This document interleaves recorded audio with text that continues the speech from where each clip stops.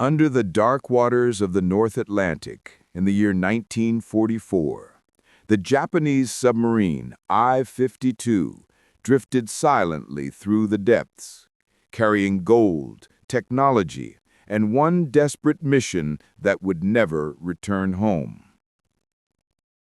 It was called Operation Ago.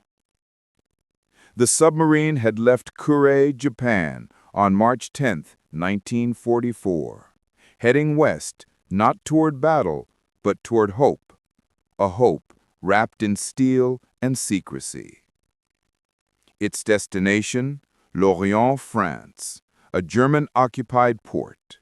Its purpose, to exchange gold for military technology, radar, and weapons that Japan desperately needed as its empire began to crumble under Allied pressure.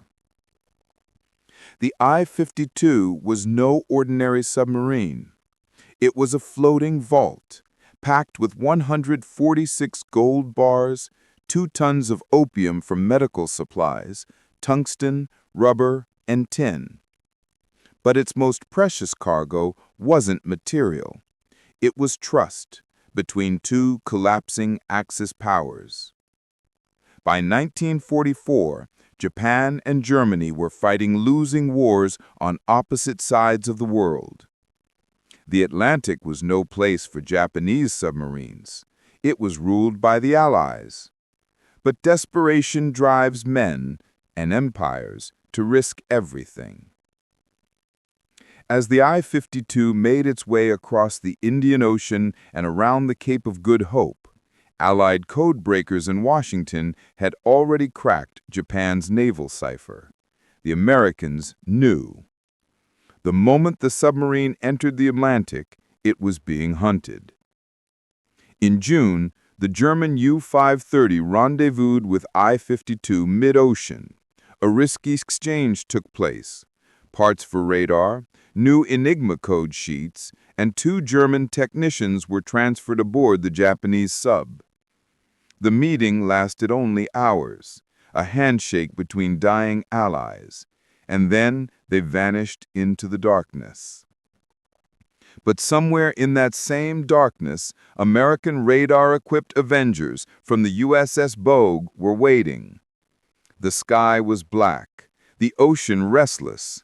It was the night of June 23, 1944. At 11:40 p.m., Sonar picked up movement. The I-52 had been found. The Avengers launched flares that turned the night into daylight. The submarine tried to dive, but a Mark 24 Fido acoustic torpedo was already in the water, chasing sound, following the heartbeat of the ocean. Minutes later, impact. A single thunderous explosion. Then silence. 95 men went down with her, 17,000 feet beneath the surface. The gold was lost, the alliance broken, and Japan's hope of technological parity sank into darkness. But that was only the visible story. Beneath it lay a darker truth. The realization that Japan's submarine warfare program had reached its breaking point. By mid-1944, the Imperial Navy had lost over 80% of its submarine fleet. The men who once believed they were the silent hunters of the Pacific had become the hunted. Each mission ended the same way: radio silence. The Japanese had underestimated the Allied advantage: radar, sonar, and code breaking. The Americans could hear them before they ever saw them. And by the time Japan began to understand, it was already too late. In Tokyo, the Naval General Staff began ordering desperate measures. Long-range subs converted into transport vessels, carrying supplies to islands that had already fallen. Submarines designed for stealth were now hauling rice and rubber, ghosts of their former purpose. And when Japan tried to build more, they ran into another invisible wall: steel. Allied bombers had shattered the country's industrial heart. Shipyards burned, factories fell silent. By late 1944, Japan was producing only a handful of submarines, and those that did reach the sea often lacked fuel to sail. The I-52's loss was not just a single tragedy. It symbolized the slow death of Japan's technological war effort. The empire that once believed it could dominate the seas now watched its final hope sink beneath them. After the war, the I-52 was forgotten, a ghost story in naval archives.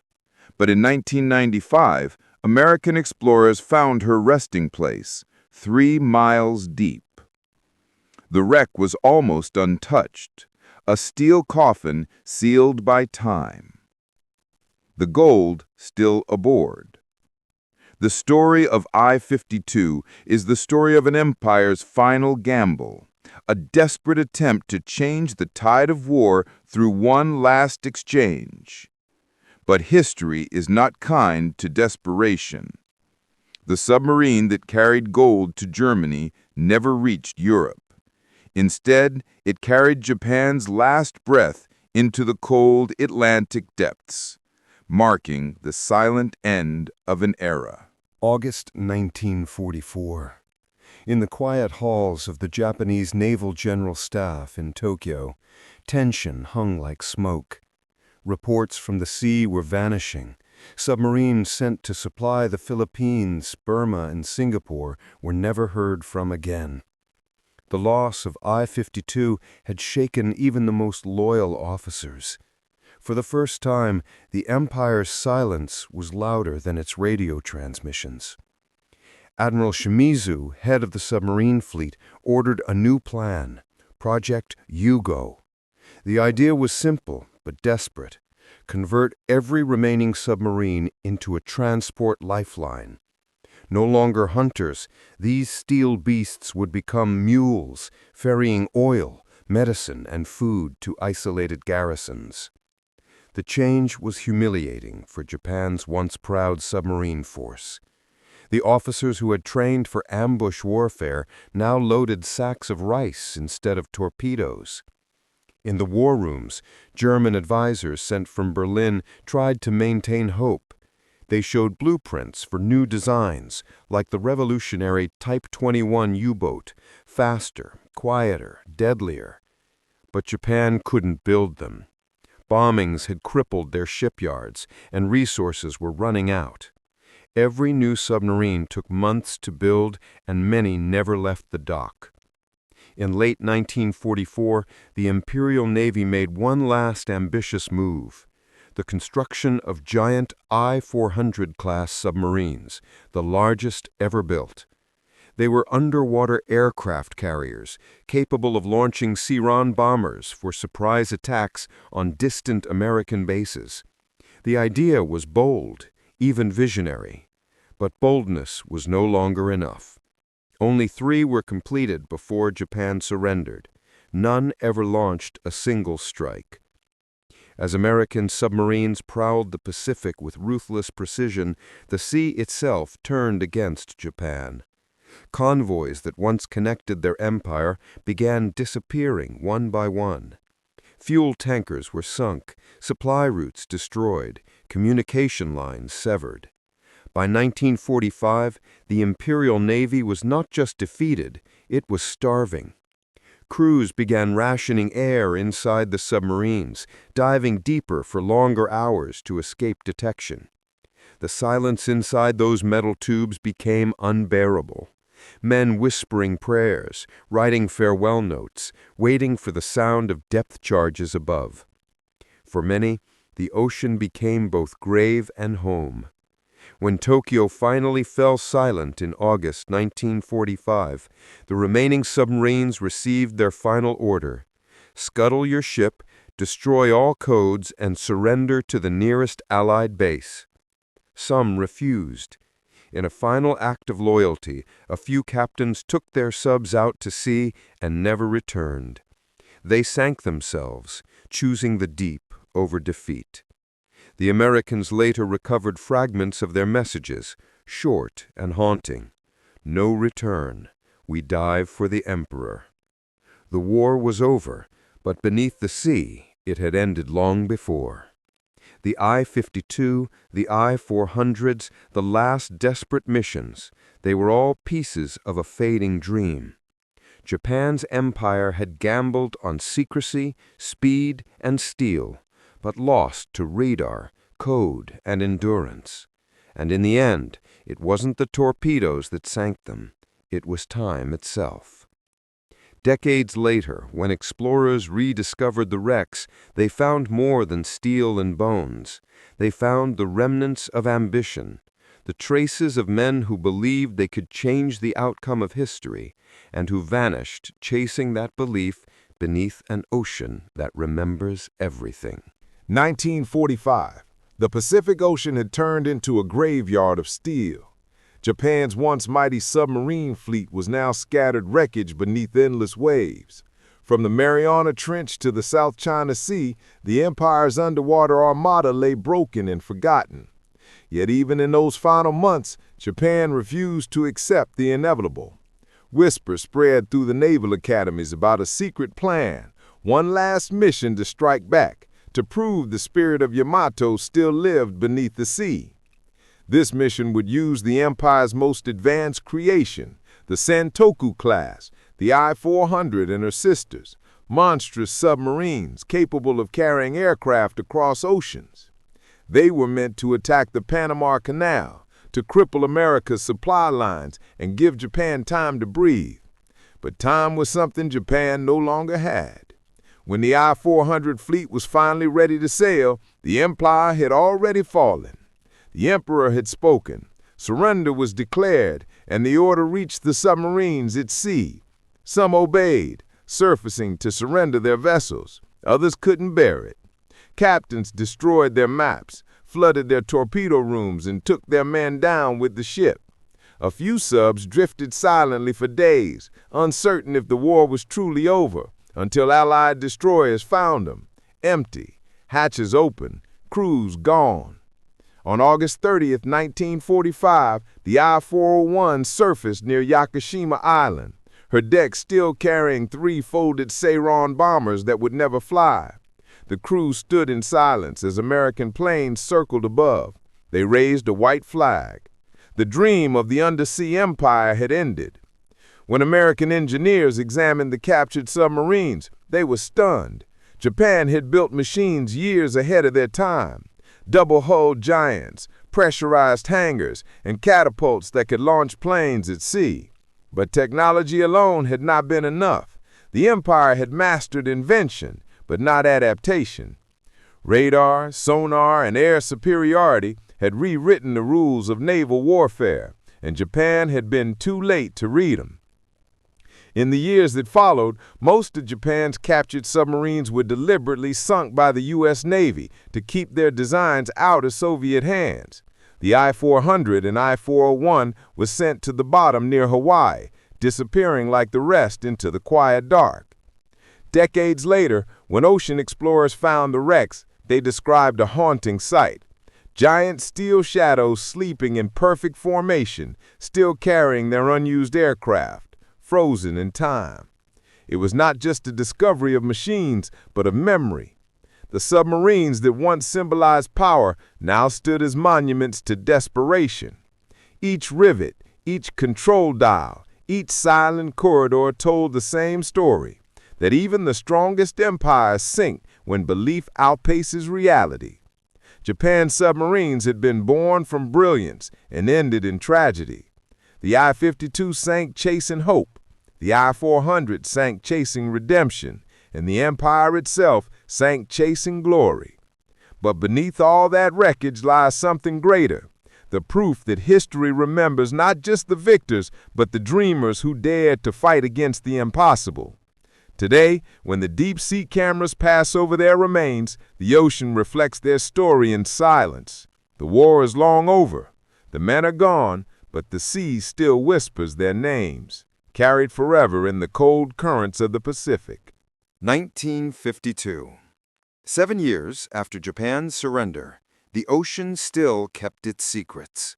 Across the world, nations rebuilt, but beneath the waves, the remains of a forgotten war slept in silence. In Washington, naval historians began cataloging the last transmissions of Japanese submarines. Among them was one signal, faint, incomplete, and untraceable, believed to be from the lost I-52. The message was never decoded. It ended mid-sentence, a fragment of code lost to static.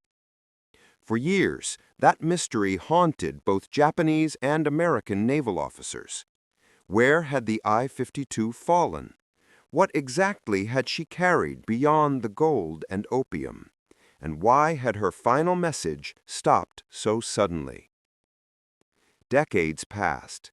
Technology advanced, and by the 1990s, deep-sea exploration had reached new depths. American oceanographer Paul Tidwell led a team using sonar to search for the legendary submarine. For months, they found nothing but empty seabed, until one day, a faint metallic echo appeared 3 miles below the surface of the Atlantic. When cameras descended, the lights revealed something incredible. A massive steel hull, upright, perfectly preserved. The I-52 had been found. Her nameplate was still visible, and around her lay scattered gold bars and machine parts. Inside, the corridors were silent, untouched for half a century. The crew remained entombed in their final stations, frozen in the moment history stopped. The discovery was both triumph and tragedy. For Japan, it was a grave rediscovered. For historians, it was proof that even the deepest secrets eventually surface. But what the explorers noticed most was what the I-52 represented, the ultimate collision between ambition and reality. Japan had sent its finest submarine halfway across the world, trusting technology to save an empire already collapsing. But the ocean is not merciful. It buries arrogance and desperation alike. When Tidwell's team filmed the wreck, they found the radio room intact. The Morse key still rested on the table. Beside it, a journal sealed in wax, pages stuck together by salt and time. Though unreadable, one page's faint ink could still be seen through the cover. The Japanese characters for Kairenu Umi, meaning the sea we cannot return from. Those 4 words became a symbol for every man who vanished beneath the waves. The story of I-52, once classified and buried, became a bridge between nations. Former enemies, Americans and Japanese, stood together during the memorial service above the wreck site, dropping white flowers into the Atlantic. As the petals drifted down, they vanished into the darkness, following the same path the submarine had taken 50 years earlier. In that moment, the war felt distant, replaced by silence, respect, and remembrance. Today, the I-52 rests where it fell, untouched and protected by international agreement. Sonar scans show her still upright, sealed by mud and time, her gold still aboard, her secrets intact. She is no longer just a submarine. She is a monument to human ambition, to the limits of technology, and to the haunting cost of war. The ocean never forgets. Every wave, every current, still carries the echoes of 1944, when a nation sent its last hope into the dark, and the dark kept it.